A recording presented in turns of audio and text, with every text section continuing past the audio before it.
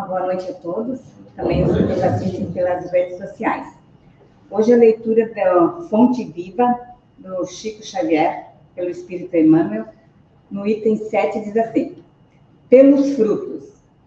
Por seus frutos os conhecereis, diz Jesus. Nem pelo tamanho, nem pela configuração, nem pelas ramagens, nem pela imponência da copa, nem pelos rebentos verdes, nem pelas pontas ressequidas, nem pelo aspecto brilhante, nem pela apresentação desagradável, nem pela vetustez do tronco, nem pela fragilidade das folhas, nem pela casca rústica ou delicada, nem pelas flores perfumadas ou inodoras, nem pelo aroma atraente, nem pelas emanações repulsivas. A árvore alguma será conhecida ou amada pelas aparências exteriores, mas sim pelos frutos, pela utilidade, pela produção. Assim também nosso espírito em plena jornada. Ninguém se consagre realmente à verdade dará testemunho de nós pelo que parecemos, pela superficialidade da nossa vida, pela epiderme das nossas atitudes ou expressões individuais percebidas ou apreciadas de passagem, mas sim pela substância da nossa colaboração no progresso comum, pela importância de nosso concurso no bem geral. Pelos frutos os conhecereis, disse o mestre. Pelas nossas ações seremos conhecidos. Repetiremos nós.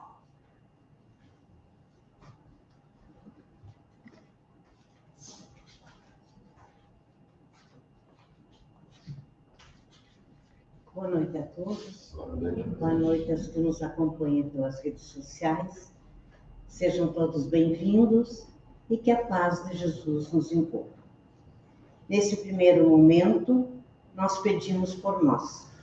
Chegou o momento de nós louvarmos e agradecermos.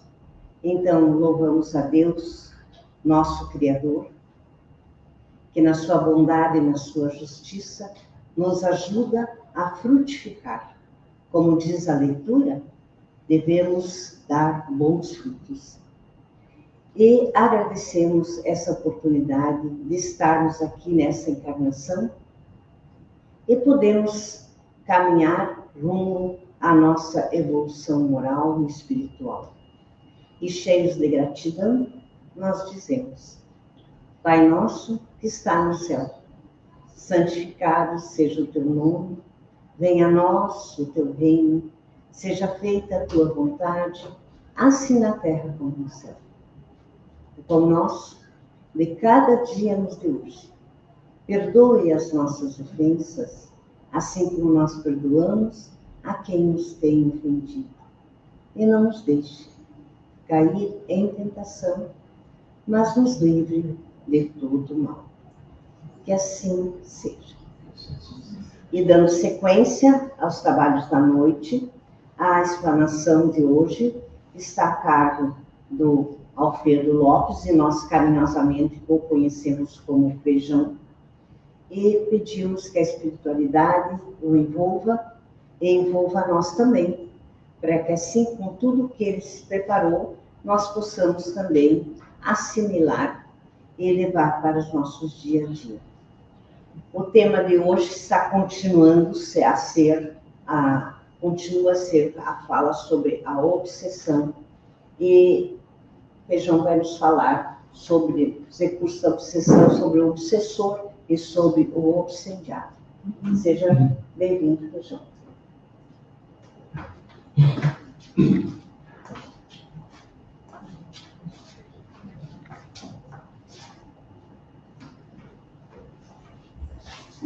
Boa noite aos presentes, boa noite à nossa plateia espiritual e boa noite também a você que nos acompanha pelas redes sociais. Hoje vamos avançar um pouquinho mais no conhecimento a respeito da obsessão. Semana passada já recebemos bastante informação. Espero poder trazer um pouco mais de informação, um pouco mais de conhecimento, porque, de acordo com Allan Kardec, no Livro dos Espíritos, ele questiona se os espíritos influem em nossas vidas. E a resposta é: eles influem de tal modo, tanto que são eles que nos governam. E a gente tem que separar essa frase em dois lados, o lado positivo e o lado negativo. O lado positivo é: Jesus é o governador espiritual do planeta, então, realmente, ele dirige toda a evolução da Terra e a nossa evolução também. Só que, como nós não temos somente espíritos bons no entorno da Terra, nós temos os maus espíritos que também procuram nos influenciar. Para quê? Para que a gente não faça a nossa evolução, para que nós não nos transformemos em pessoas melhores. Então, a isso, Allan Kardec deu o nome de obsessão. Só que não é uma criação espírita, não. E nós formos analisar a história da humanidade, lá na Antiguidade, Hipócrates, por exemplo, relacionava as doenças nervosas ou a influência dos espíritos com as alterações dos humores do corpo. No caso, segundo Hipócrates, a influência dos espíritos, como nós conhecemos hoje, ela é responsável do quê? Nosso corpo era responsável pelos nossos humores. Avançando um pouco mais, na Idade Média, os distúrbios mentais e comportamentais, eles eram frequentemente associados a processos demoníacos de possessão e levando à prática de exorcismo. Hoje ainda é bastante normal a gente ver no cinema, nas TVs, filmes e séries a respeito de possessão e de exorcismo. Isso era na Idade Média. Já no século XIX para frente, a distinção entre doenças mentais e influência espiritual era pouco clara. Era difícil da gente discernir o que era uma doença mental, o que é uma influência espiritual. Mas, com a chegada do Espiritismo, nós começamos a compreender um pouco mais. E Allan Kardec aborda esse assunto principalmente na segunda obra, que foi o Livro dos Médiuns. No Livro dos Médiuns, ele tem um capítulo onde ele fala exclusivamente a respeito da obsessão, no caso, sobre os médiuns. Mas a gente pode trazer isso para o nosso dia a dia, porque todos nós temos um pouquinho de mediunidade. Uns mais, outros menos. Então, todos nós estamos sujeitos à influência dos espíritos. E é importante lembrar que hoje nós vamos abordar o processo de obsessão entre obsessor e obsidiado, no sentido de que o obsessor está no plano espiritual e o obsidiado está no plano encarnado. Nós temos outros tipos de obsessão também, por exemplo, de encarnado para encarnado.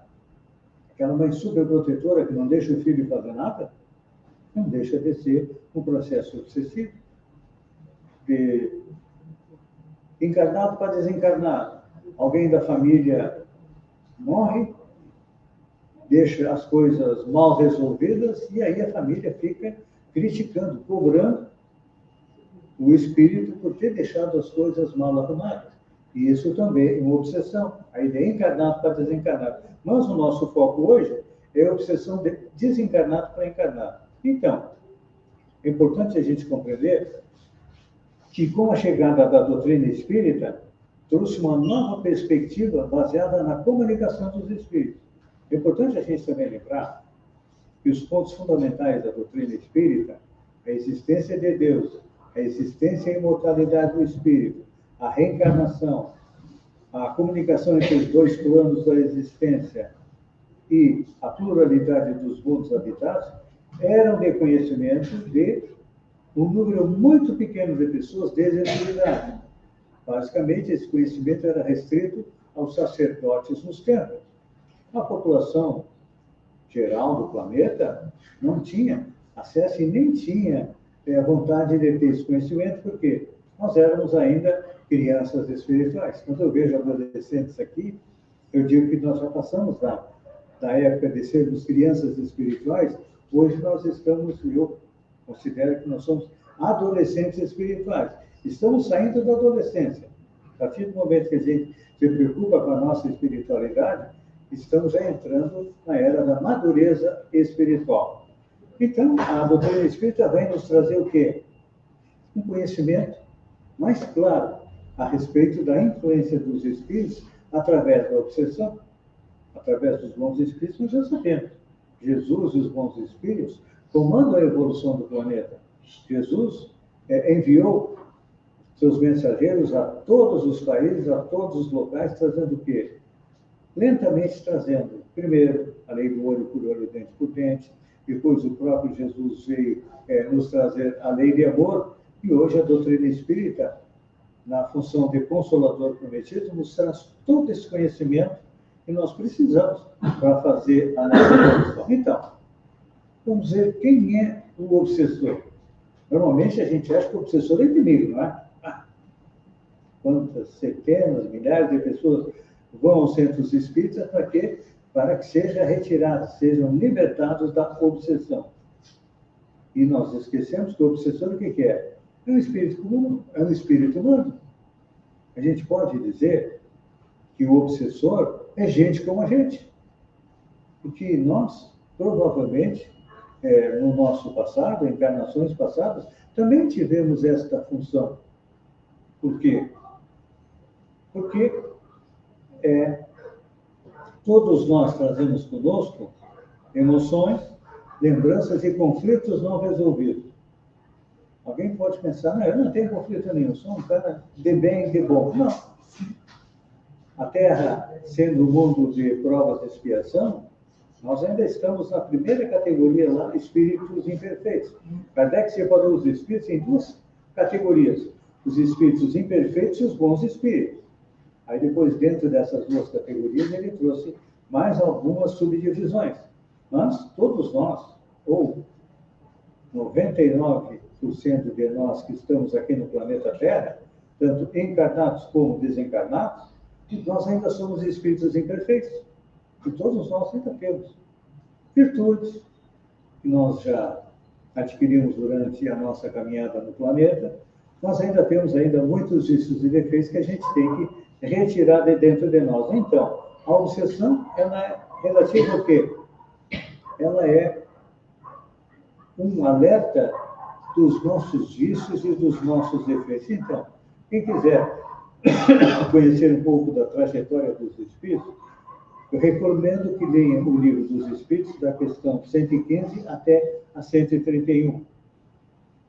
E também recomendo que leiam o livro Céu e Inferno, na segunda parte, onde Allan Kardec coloca, ou melhor, na primeira parte, que não há condenação eterna, ou seja, ninguém vai ser mal indefinidamente. Nós estamos em um processo de evolução, de transformação. Quando a gente olha, há 2.000 anos atrás, aqueles que pediram que matassem Jesus e salvassem Barrabás, provavelmente nós estávamos lá. Então, nós éramos bem pior do que somos hoje. Hoje, nós não vamos pedir que matem Jesus e salvem Barrabás. Uma dessa, nós vamos pedir o contrário. Não, pode matar Barrabás e salvar Jesus. Significa que o nosso senso de justiça já evoluiu um pouco mais. Então, a partir do princípio que o obsessor é um espírito como nós, ele também é um espírito moralmente enfermo. Já disse, todos nós somos enfermos moralmente, porque ainda não conseguimos transformar todos os nossos vícios em virtudes. Então, é importante lembrar que ninguém nasce mal. Não. Deus cria os espíritos simples e ignorantes, isto é, sem conhecimento nenhum, e nos dá a eternidade para conquistar a felicidade, para chegar até a condição de espírito puro. Só que cada um caminha de acordo com as suas próprias pernas. Uns evoluem mais rápidos, outros precisam sofrer e sofrer bastante para aprender. Então, esta é a função do planeta Terra. O planeta Terra, ele tem várias funções. Ele é uma prisão, porque aqui estão os espíritos que são devedores à justiça divina. A grande maioria de nós. Ele é um hospital. Se nós somos espíritos doentes, nós precisamos do hospital. Então, o planeta Terra é um hospital onde nós curamos as nossas doenças espirituais, morais. Ele é uma escola também, onde a gente pode aprender. E até chegarmos aqui na doutrina espírita, nós não tínhamos o conhecimento da existência de um Deus, de acordo com o Kardec nos coloca, que é a inteligência suprema, a causa primária de todas as coisas. Nós tínhamos uma vaga noção da imortalidade, nós desconhecíamos a reencarnação. A partir do momento que a gente começa a compreender a reencarnação, a gente faz melhores escolhas na nossa vida, porque sabe que o que eu faço hoje vai repercutir no meu futuro lá na frente. Pode ser 1, 2, 3 encarnações na frente, mas eu vou colher os frutos daquilo que eu plantei. E com o conhecimento da comunicação entre os dois planos, nós temos depoimentos de espíritos que passaram por tudo que nós passamos e dizem, olha, não faz o bem, não faz o mal. Se a gente quiser conhecer como estão os espíritos na espiritualidade, eu recomendo que leiam a 4ª obra lançada pelo Allan Kardec, que é O Céu e o Inferno, e na segunda parte tem depoimento de espíritos de todas as condições.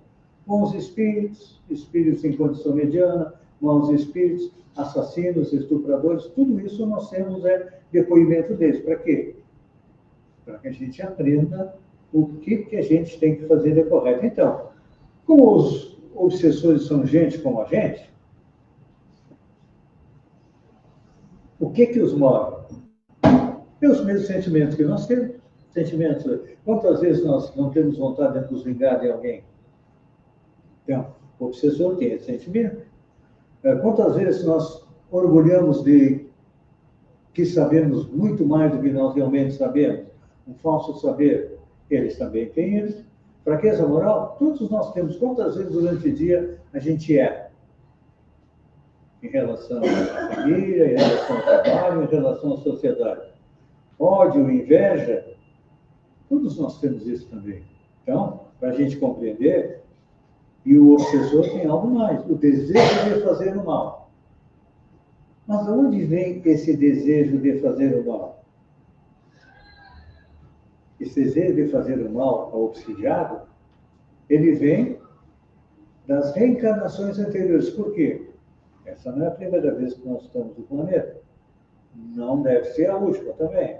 Ainda temos muitas reencarnações pela frente. Só que eles foram nossos companheiros de jornada. Fazendo o mal junto conosco, ou recebendo o mal que nós fizemos para ele. Então, o que acontece? O obsessor é alguém que quer se vingar de nós. Esta é a realidade. Eu sempre digo, nós não somos bonzinhos. Nós ainda somos espíritos maus que cometeram muitas atrocidades nas reencarnações anteriores. Basta a gente olhar a história da humanidade. Quem eram os atores principais? Quem eram os atores coadjuvantes? A gente sempre acha que eram os outros, né? Não. Quem andava lá junto com o Júlio César não era eu, era outro. Quem andava lá junto com Átila, o rei dos hunos, era outro. Quem andava lá com Alexandre da Macedônia, também não era eu. Mas éramos nós que estávamos lá. E aí, desrespeitamos a lei divina e o que acontece? Quem foi prejudicado veio cobrar conta. Então, para a gente compreender a respeito das causas das obsessões, é importante a gente ler a pergunta número 399 do Livro dos Espíritos lá. Os próprios Espíritos colocam que os Espíritos se ligam por simpatia ou antipatia. Olha só. Os Espíritos se ligam a nós por simpatia ou por antipatia. Por simpatia, nós temos os nossos espíritos protetores. Cada um de nós tem um espírito protetor. Só que a gente não ouve. Porque ele vem e diz, olha, não faz isso. A primeira ideia, quando a gente está pensando em fazer uma bobagem, A primeira ideia que vem é do espírito protetor, não fazer. A gente para, pensa e olha, mas o fulano está fazendo, o ciclano também está fazendo. Eu vou fazer também. E aí o que acontece? Nós entramos na lei de causa e efeito, ou seja, tudo aquilo que a gente faz aos outros acaba voltando contra nós. É como a lei de causa e efeito é como um bumerangue, que a gente joga e ele volta para nós. Então, é a simpatia, ou seja, as ligações anteriores que atraem os espíritos obsessores para nós. E como é que eles agem? Eles exploram as nossas fraquezas. Nós não temos coragem de nos olhar no espelho e nos analisar. Quais os defeitos que nós temos, quais os vícios, quais as virtudes que nós temos. Normalmente, quando a gente se olha no espelho, a gente só vê virtude, né? Sou bom, eu sou companheiro, eu sou caridoso. Isso é normalmente o que a gente pensa de nós. Mas lá no fundinho mesmo, se nós fôssemos olhar no espelho da Branca de Neve, da rainha da Branca de Neve, nós íamos perguntar quem é o mais feio de todos. O espelho ia dizer, você? Porque todos nós temos inúmeros defeitos que a gente tem que cortar. Nós temos que fazer um trabalho como um jardineiro. Ele pega o cortador e vai desbastando as árvores do jardim. E nós temos que fazer o mesmo conosco, analisando. É interessante a gente lembrar que na pergunta, acho que é 903, se eu estiver errado, depois vocês me corrijam, confiram lá no Livro dos Espíritos e me mandem um WhatsApp para mim. Santo Agostinho, toda noite ele passava a revista tudo aquilo que ele fez durante o dia. E programava para não fazer no dia seguinte. Fazia. Mas sempre dava uma melhorada. Nós não temos essa... Não fazemos isso ainda, porque ainda é muito forte em nós o orgulho que acha que nós somos melhores do que nós realmente somos. Então, os obsessores fazem o quê? Exploram as nossas fraquezas, nossos pontos vulneráveis. Claro que eles não vão explorar os nossos pontos fortes, não. Eles vão explorar o quê? As nossas fraquezas, orgulho, egoísmo, tudo isso eles exploram e eles acabam sendo vítimas de si mesmos, porque eles não têm felicidade, eles são infelizes e tornam todos nós infelizes também. Então, o obsessor é vítima dele mesmo. Por quê? Faltou por ele algo que Jesus veio nos trazer há 2000 anos atrás. Perdão. Pedro perguntou a Jesus quantas vezes deveria perdoar. Jesus disse 70 vezes 7 vezes. Cada falta cometida. Ou seja, isso significa que nós devemos perdoar indefinidamente. Conseguimos? Não. Não conseguimos perdoar. Então, infelizmente, o que vai acontecer? Nós vamos continuar ligados aos nossos obsessores.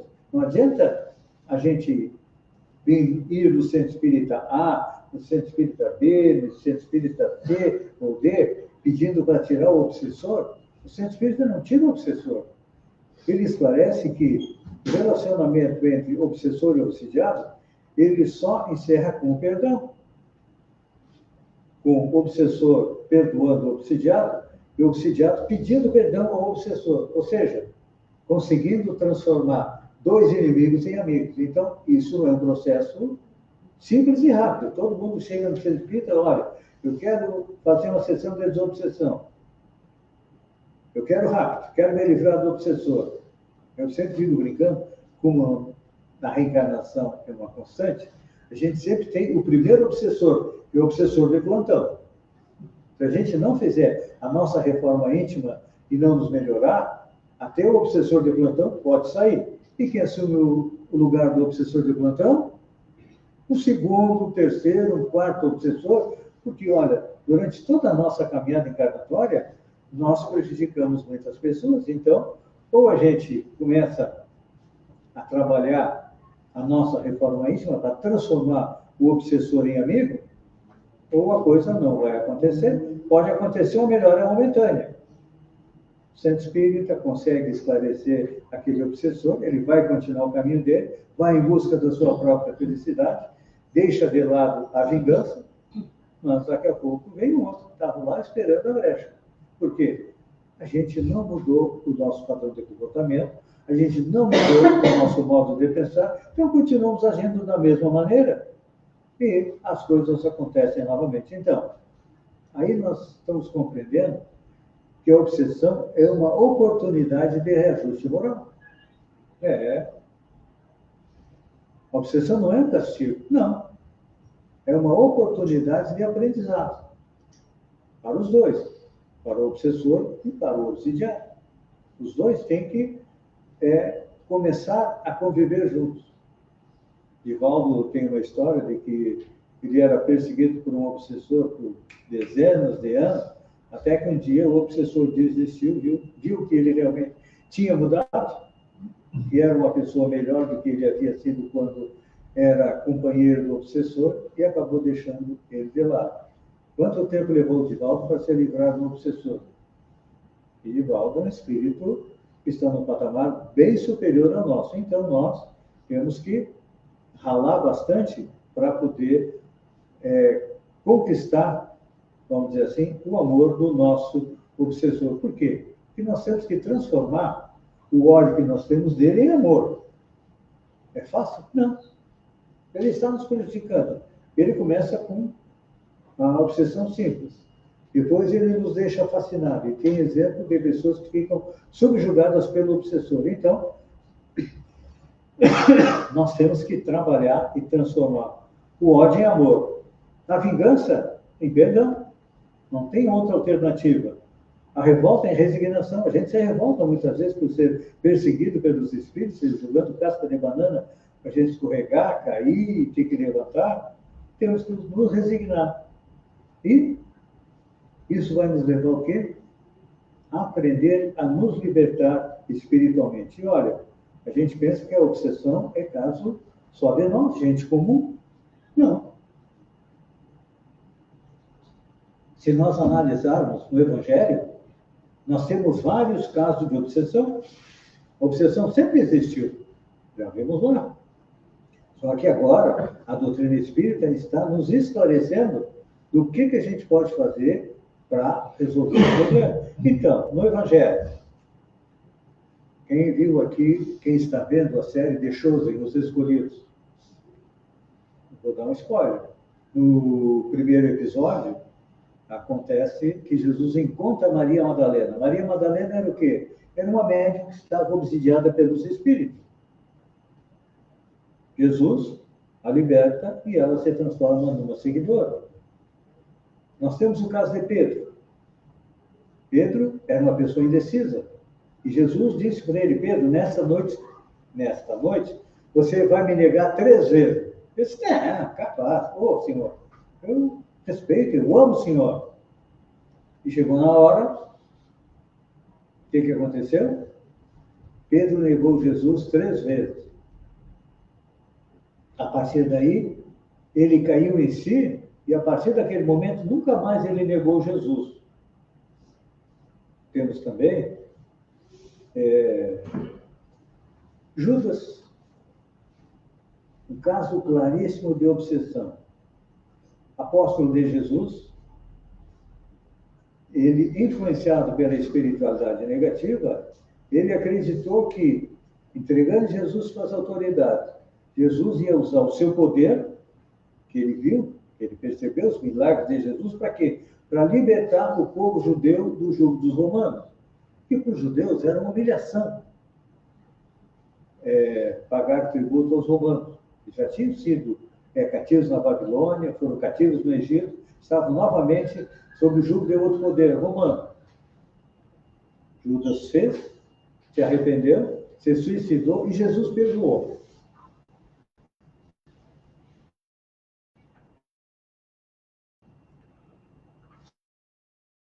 Logo após a morte de Jesus, Jesus vai até o local onde estão os suicidas e retira o apóstolo em vigília. Vejam bem, 14 séculos para corrigir o erro que ele cometeu. A última encarnação como expressão foi com o Joana d'Arc. Foi traída e foi queimada na fogueira pelos próprios franceses que ela ajudou a libertar. De lá para cá, Judas volta a trabalhar junto com Jesus. Então a gente percebe que ninguém está imune à obsessão. Por quê? Tem uma coisa que a gente tem, que a doutrina espírita nos esclarece, como é que funciona essa ligação entre desenho, rádio, toca-fita e gravador. Eu sou antigo. Hoje em dia tem algo muito melhor. Melhor até que o canivete isso, que faz tudo junto.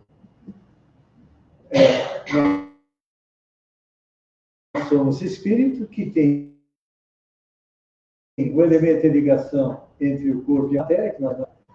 Só que o que acontece? Essa ligação é espírito a perispírito. Por exemplo, nós estamos aqui, com espíritos à nossa volta. Provavelmente eu tenho alguém me auxiliando, ligado no meu perispírito, me ajudando a fazer a exploração doutrinária. É assim que a coisa funciona. Então, o obsessor seria porque nós abrimos janelas para a ligação. Com os nossos vícios e com os nossos defeitos, para eles chegarem. E a libertação? Já falamos, vamos repetir para encerrar. A libertação só ocorre porque pela reforma íntima. Primeiro, o obsidiado tem que mudar seu modo de pensar. Ele não tem que ver. O obsessor é um auxiliar que está ajudando ele a fazer a sua evolução moral. E aí, não tem mais ódio, se transforma no quê? Em amor. E o obsessor, vendo a mudança que ocorre no obsidiado, ele começa a pensar, olha, o que eu estou fazendo aqui? O cara já está mudando o modo de pensar. Está difícil eu me ligar nele, porque os pensamentos dele são positivos. O que eu vou fazer? Eu vou procurar um outro lugar. Então, se quisermos compreender melhor a ligação fluídica entre obsessor e obsidiado, eu recomendo a leitura do Evangelho segundo o Espiritismo, capítulo 17, que tem o título Elemento e Vida, que nos mostra a respeito desta ligação. E para encerrar,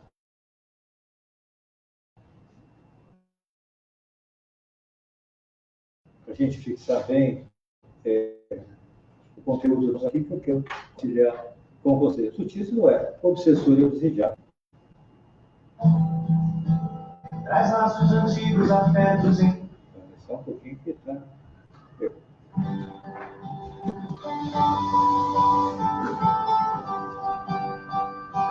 O vídeo vai ser sertanejo, todo mundo gosta, né?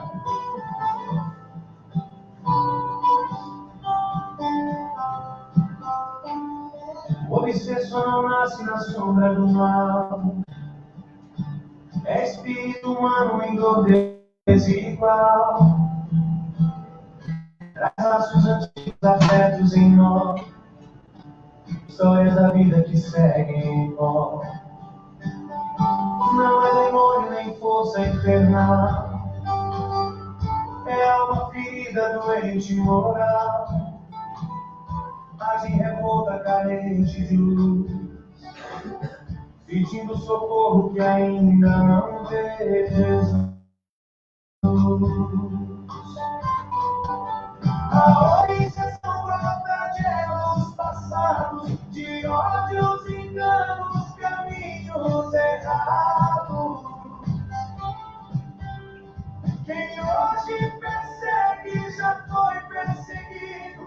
São débitos velhos pedindo ouvido. Nas brechas do orgulho, do medo e da dor, o obsessor encontra acesso e vigor. Vício e vaidade, rancor a crescer, são portas abertas para mim.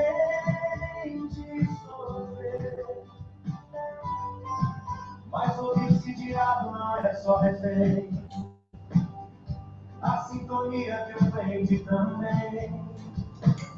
Na prisão interna do erro antigo, existe a mudança prolonga o ruído. A dor não castiga, desperta a razão. É com o ódio em gesto de amar. É passo seguro para se libertar.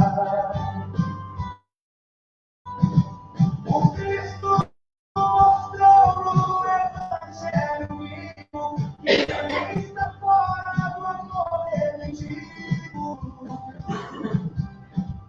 Madalena, Pedro, Judas também caíram na sombra e voltaram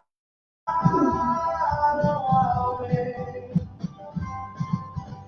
Quando a prece leva o perdão com luz, rompe-se o elo que prende da cruz.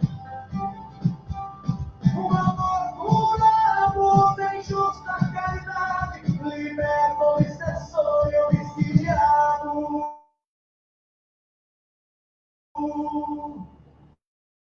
Na eternidade.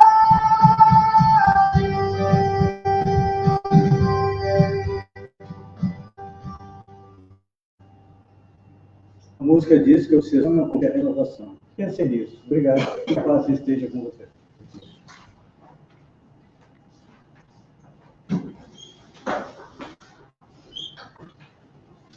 Obrigada, Feijão. E a música sintetiza toda essa dicotomia entre o obsessor e o obsidiado, uma grande lição. E dando sequência, agora vamos fazer a nossa caridade. Todos nós temos alguém com o qual nós pensamos, nos preocupamos. Então, esse é o momento de pedirmos por essas pessoas que nos são caras. Pode ser um familiar, pode ser um parceiro, uma parceira, pode ser um filho, uma filha, pode ser um amigo. E não peçamos que Deus, na sua bondade e justiça, derrame bênçãos sobre essas pessoas às quais nós pedimos que encontrem o caminho, que sigam a sua vida. Nesse momento do passe coletivo. Nesse momento, nós convidamos os que nos assistem de suas residências que disponibilizem uma água para que ela seja purificada.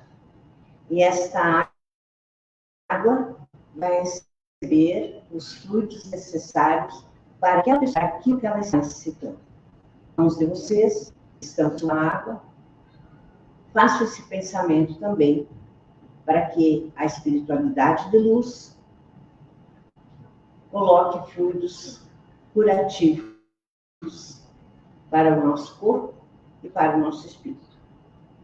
E assim, cheios de gratidão, com muita fé, nós levamos o nosso pensamento, aceitando toda essa energia de paz, de amor, de saúde, e esses espíritos que estão, cada um junto de nós, nos envolvam, para que tenhamos uma noite de paz, uma noite de refazimento, tenhamos uma semana produtiva e que estejamos aqui sábado juntos. E cheios de gratidão, nós dizemos: Pai nosso que está no céu, santificado seja o teu nome. Venha a nós o teu reino, seja feita a tua vontade, assim na terra como no céu. O pão nosso de cada dia nos dê hoje. Perdoe as nossas ofensas, assim como nossa unidade. Não nos deixe cair em tentação, mas nos livre de todo o mal. Uma boa noite e vamos em paz.